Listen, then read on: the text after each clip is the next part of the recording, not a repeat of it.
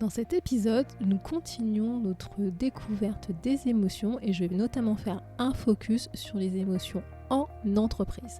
Je vais essayer de te démontrer, de t'expliquer quel est le lien entre les émotions, nos comportements et la performance en entreprise. Donc si jamais ça t'intéresse, écoute cet épisode.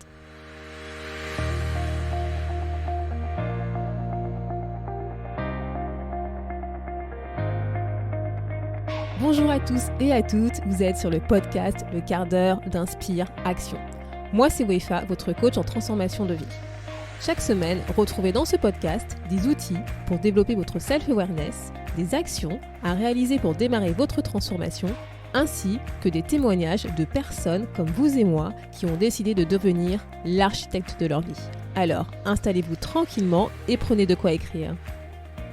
Hello la tribu et bienvenue dans l'épisode 76 du podcast où nous continuons notre découverte des émotions. Aujourd'hui, je vais faire un arrêt dans le monde professionnel et en fait notamment dans le monde des entreprises où je vais te parler quelle est la place des émotions dans les entreprises. Et donc si tu es salarié, je pense que cet épisode va particulièrement t'intéresser.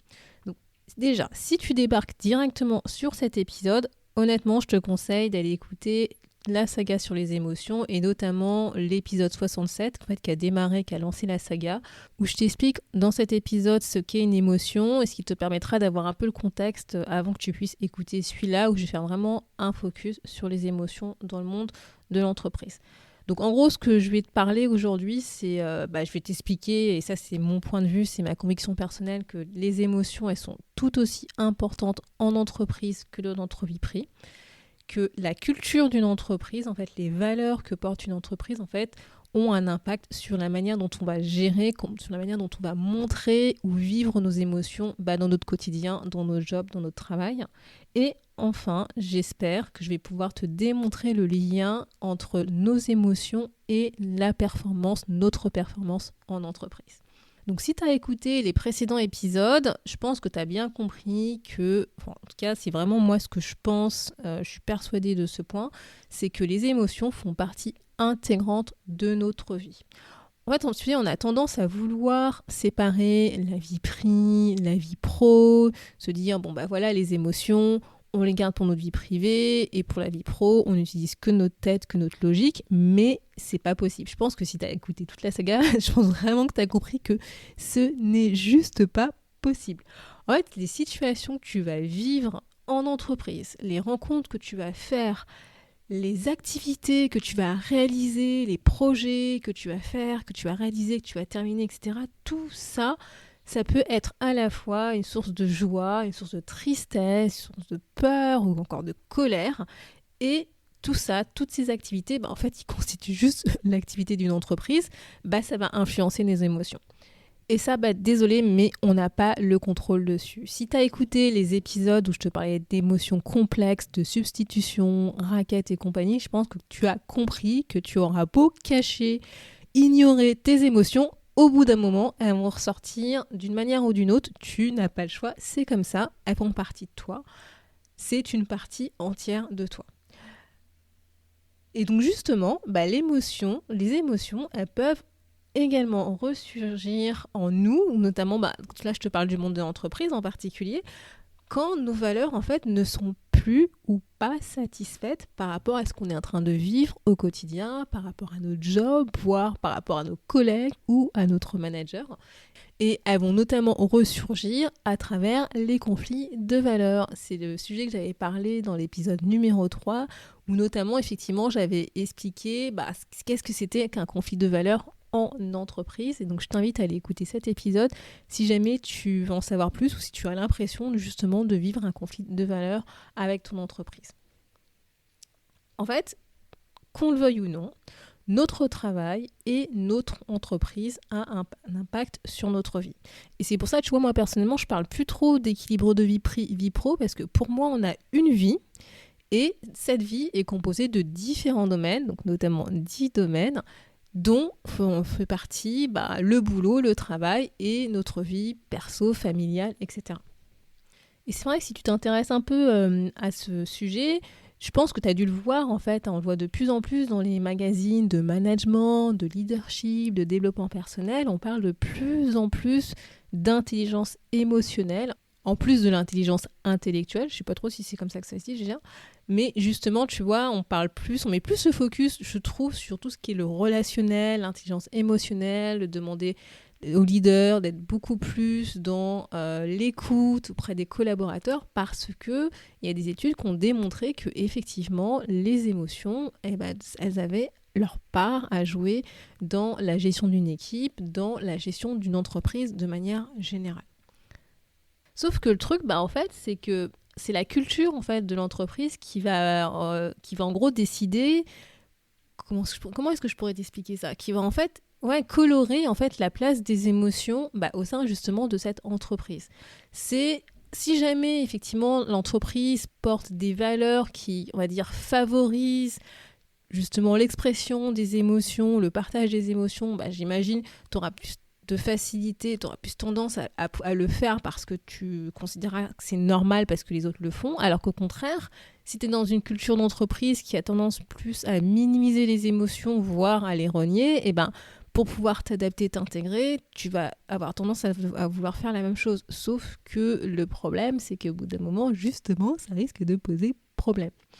Et ça, tu vois, moi la première, je sais que c'est lié à des croyances qu'on a, qui découle en fait, je pense, de l'histoire, de l'évolution de l'organisation des entreprises, et qui découle aussi peut-être de ton expérience perso, que justement, en entreprise, on ne doit pas parler d'émotions. L'émotion, moi je me souviens, j'entendais souvent cette expression, les émotions, on les laisse à la porte, à l'entrée du bâtiment de l'entreprise, avant de rentrer, on les laisse à la maison. Et tu vois, moi je sais que personnellement, pendant très très très longtemps, je me suis pas autorisée, je me suis interdite d'exprimer ce que je ressentais vraiment en entreprise parce que j'avais cette croyance. J'avais, tu vois, le côté ça se fait pas, parler de ses émotions c'est un signe de faiblesse, les émotions ça ne concerne pas le monde professionnel. Le monde professionnel c'est le monde de la rationalité, de la logique, donc de la tête, etc. Et c'est vrai que pendant très très longtemps, tu vois, les émotions, pour moi, c'est comme si elles n'existaient pas. Sauf que, comme je te l'ai dit, c'est pas le cas. Et c'est vrai, tu vois, en y pensant, là, je suis en train d'étudier l'évolution des organisations d'entreprise. Et c'est vrai qu'autrefois, tu vois, on nous demandait, en tant qu'employés, en tant que salariés, uniquement d'être, on va dire, doués de raison, de logique, sans émotion, tu vois, un peu comme un robot. On fait notre travail, on l'exécute et on ne met pas, entre guillemets, tout le côté émotif autour. Les émotions, comme je te le disais, elles restent à la maison. Et a priori, c'est parce que... Pourquoi est-ce qu'on disait ça ? C'est parce qu'on pensait que justement, ça permettait d'être le plus efficace, le plus rationnel possible quand on prend des décisions, le plus productif, le plus performant, la plus performante en entreprise et notamment dans son boulot. Mais c'est en train de bouger justement, alors très très lentement dans certaines entreprises, ça je te l'accorde, parce qu'on s'est rendu compte que ce n'était pas vrai, que les émotions au contraire pouvaient être moteurs et pouvaient être source et clé pour développer notre performance, pour pouvoir exprimer notre talent en entreprise. Et personnellement aujourd'hui justement, tu vois, quand j'observe, quand j'analyse mon vécu, mon expérience personnelle, je doute en fait qu'en mettant nos émotions de côté, on est beaucoup plus productif en entreprise. Au contraire, tu vois, moi je suis plus au contraire à favoriser, à inciter les gens à exprimer ce qu'ils ressentent. Alors bien entendu de manière bienveillante, mais en tout cas à exprimer ce qu'ils ressentent parce que c'est normal, ça fait partie de la vie. Tu sais, c'est un peu comme si on se disait, on va laisser une partie de nous chez nous, tu vois, qu'on va pas utiliser dans notre job parce qu'on n'a pas le droit de l'utiliser, tu vois. C'est comme si tu débranchais une partie de ton cerveau. Donc là, j'aurais tendance à dire une partie de ton cœur qui va représenter les émotions. Et que en gros, c'est la moitié d'une personne qui viendrait travailler, et puis l'autre moitié, elle attendrait tranquillement à la maison le retour de l'autre pour pouvoir ensuite se rassembler et être entière uniquement en dehors du boulot. Je caricature un peu, tu vois, mais visuellement, tu vois, c'est ce que ça signifie pour moi. C'est que ça donne l'impression que le matin, allez, pouf, je me prépare, j'enlève mon cœur il reste à la maison, comme ça j'ai que ma tête pour la logique et j'ai que mon corps pour les actions, je vais au boulot, je fais mon boulot, je suis productive, le soir je rentre chez moi, je remets mon cœur dans mon corps justement et toutes les parties sont rassemblées et je fais ma vie privée. Non, je pense que si tu m'écoutes, tu te doutes que ça se passe pas vraiment comme ça quoi en fait. Et justement, si tu as écouté les précédents épisodes, notamment sur les émotions complexes, tu sais que garder des émotions enfuies en toi, c'est pas du tout bon dans le sens où de toute façon, elles vont ressortir un jour ou l'autre parce que ton cœur, en fait, c'est pas vrai qu'il reste à la maison, il est avec toi, tu l'emmènes avec toi au boulot en fait. Et que quel que soit le contexte professionnel ou personnel, il faut partager ses émotions, c'est le meilleur moyen d'avoir mieux conscience en fait justement de ce qu'on ressent et de pouvoir agir en fonction de ce qu'on ressent et adapter notre comportement en conséquence. Et justement, si tu n'exprimes pas ces émotions, si tu les gardes en toi, au bout d'un moment, tu vas arriver à ce qu'on va appeler une dissonance émotionnelle entre ce que tu ressens réellement et ce que tu t'autorises à montrer aux autres, et notamment auprès de tes collègues ou de ton manager. Et en fait, tu vas dépenser plus d'énergie à masquer cette émotion ou à la remplacer par une autre qui est entre guillemets plus acceptable dans ton contexte professionnel, plutôt que de faire le travail, ton job en tant que tel que tu dois réaliser. Et c'est là justement le lien avec les émotions et la performance, c'est que ça va impacter ta performance. Donc, pour justement illustrer ce lien entre émotion et performance, je vais te proposer un petit exercice à réaliser. Donc je te propose de prendre un papier et un stylo. Donc n'hésite pas à mettre sur pause si tu as besoin justement de prendre du temps pour prendre ce papier et ce stylo. Et donc une fois que tu as ce papier, ce que je vais te demander de faire, c'est de tracer 3 colonnes sur le recto de la feuille. Voilà, et donc premier exercice que je te propose. Je voudrais maintenant que tu te reconnectes à toi, que tu respires tranquillement, tu vois, que tu te mettes vraiment dans une situation confortable et que tu repenses à un manager avec qui tu as travaillé et que tu considères comme étant le meilleur manager, the best des managers avec qui tu as travaillé, que tu n'as jamais eu dans ta vie professionnelle.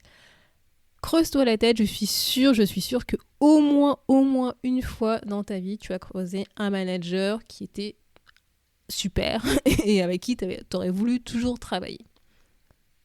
Voilà. Une fois que tu as trouvé ce manager, donc dans la première colonne, tout en haut à gauche, je voudrais que tu décrives comment justement ce super manager se comportait avec toi. Ce que tu apprécies en fait en lui, ses compétences, ses traits de personnalité. Voilà, tout ce que tu te remémores, écris-le dans la première colonne qui se trouve en gauche, tout à gauche de ta feuille.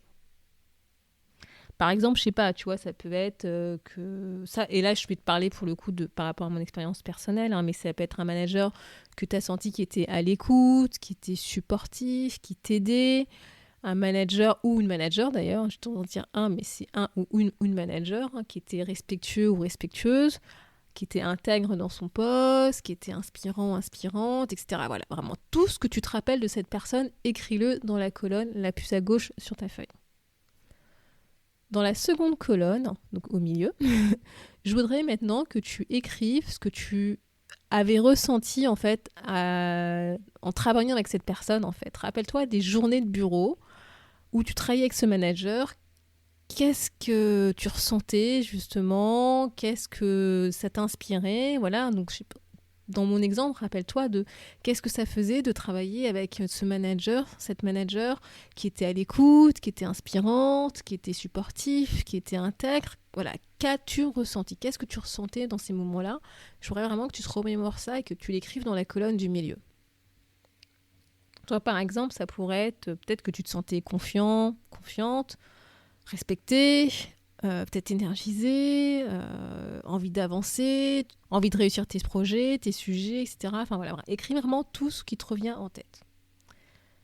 Et dans la troisième colonne, à droite de la feuille, donc normalement, je voudrais maintenant que tu écrives ce que cela te donnait envie de faire ou de ne pas faire pour ton entreprise, dans ton quotidien professionnel.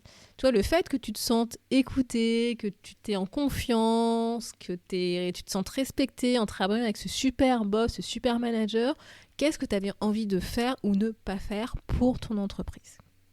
Voilà. Donc prends-toi quelques minutes pour répondre à ces 3 questions. Maintenant, je voudrais que tu retournes cette feuille et que tu traces 3 colonnes sur le verso de cette feuille.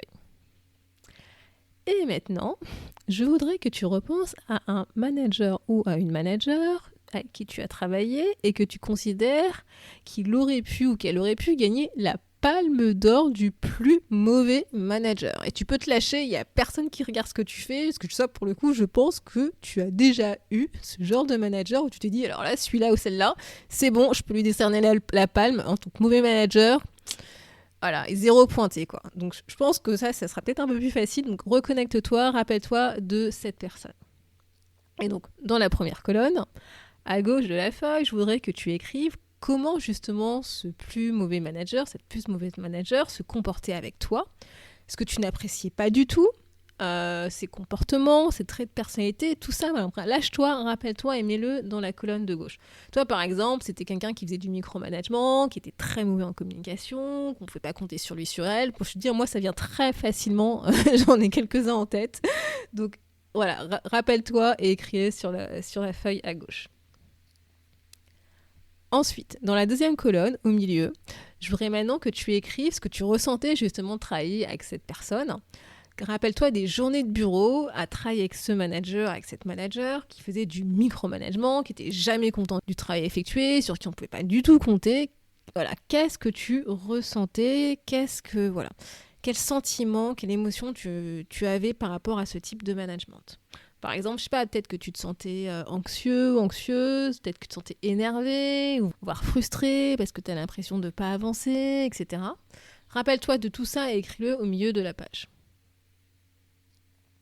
Et dans la troisième colonne, à droite de la feuille, je voudrais que tu écrives ce que ça va te donner envie de faire ou de ne pas faire pour ton entreprise, dans ton quotidien professionnel, le fait de travailler avec ce genre de manager. Le fait que cette personne faisait du micromanagement, que tu ne pouvais pas compter sur lui ou sur elle, que le fait de travailler avec le plus mauvais manager ou la plus mauvaise manager du monde que tu aies connu, qu'avais-tu envie de faire ou de ne pas faire ? Donc voilà pour le petit exercice. Et en fait, avec ce petit exercice, je voulais te montrer que tu pouvais peut-être être dans le même type d'activité, voire la même entreprise, et en fait, ce qui différait, ça pouvait être justement le comportement de ton manager, qui pouvait être un super boss, un super manager, ou au contraire, le plus mauvais, la plus mauvaise, avec la palme d'or du plus mauvais manager. Et pour autant, je pense que si tu lis tes 2 colonnes, et les 2 colonnes à droite de ton papier, tu n'avais pas forcément les mêmes comportements en fonction du manager que tu avais en face de toi. Et tu vois, c'est là que ça va faire la différence, parce que ça va t'impacter émotionnellement, même si tu ne veux pas y croire, même si tu t'en rends pas compte. Le fait de travailler avec un certain type de manager, dans mon exemple, ça va en fait influencer la manière dont toi tu vas agir en fait, parce que ça va en gros t'impacter émotionnellement, donc tu vas ressentir des émotions, tu vas ressentir un feeling, tu vas ressentir quelque chose en gros qui va inconsciemment, voire consciemment, parce que parfois on le fait de manière consciemment, impacter tes comportements et comment tu vas agir pour justement ce manager, pour cette équipe, voire pour l'entreprise. En fait, les comportements des autres peuvent affecter notre ressenti. Ça va dépendre de notre système de valeurs. Ça dépend si c'est quelque chose qui est important, extrêmement important pour toi, ou à la rigueur tu dis c'est pas si important que ça, donc je peux en gros laisser couler, je peux passer à autre chose. Et tout ça, ça va faire en fait que ça va jouer sur tes comportements.